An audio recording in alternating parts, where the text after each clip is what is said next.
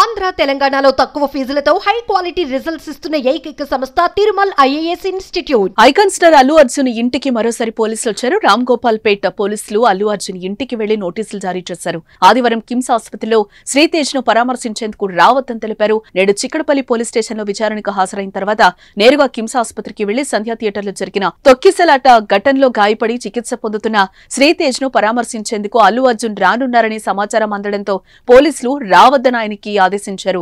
ఈ మేరకు అల్లు అర్జున్ నివాసానికి వెళ్లి ఆయన మేనేజర్ మూర్తికి నోటీసులను అందజేశారు. అల్లు అర్జున్ కు 2 రోజుల క్రితం నాంపల్లి కోర్టు రెగ్యులర్ బెయిల్ నైతే మంజూరు చేసింది. కొన్ని షరతులు కూడా విధించింది. 50,000 విలువ చేసే 2 పూచీకత్తులపై ఈ బెయిల్ మంజూరు చేసిన న్యాయస్థానం ప్రతి ఆదివారం చిక్కడపల్లి పోలీసుల ముందు వ్యక్తిగతంగా విచారణకు హాజరు కావాలంటూ ఆదేశాలు జారీ చేసింది.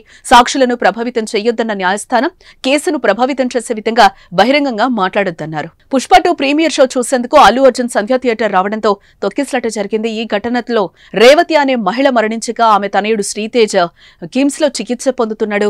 ఈ కేసులో అల్లు అర్జున్ A11 గా ఎఫ్ఐఆర్ లో రాసిన పోలీసులు విచారణ చేసి 11 రోజుల తర్వాత అల్లు అర్జున్ ను అరెస్టు చేశారు. అల్లు అర్జున్ పర్మిషన్ లేకుండా అక్కడికి వచ్చారని ఆయనపై కేసు నమోదైంది. ఈ విషయాన్ని ప్రభుత్వం చాలా సీరియస్ గానే తీసుకుంది. రేవంత్ రెడ్డి సైతం తీవ్ర విమర్శలు చేసిన విషయం తెలిసిందే. కనీసం బాధిత కుటుంబాన్ని పరామర్శించలేదని ఆగ్రహం వ్యక్తం చేశారు ఆయన. అయితే కేసు నడుస్తున్నందునే బాధితులను పరామర్శించలేదని అల్లు అర్జున్ చెప్పారు. అయితే తాజాగా బెయిల్ రావడంతో ఆదివారం ఆయన శ్రీతేజ్ ను పరామర్శించాలని భావించిన ఆయనకు పోలీసుల నుంచి షాక్ తగిలింది.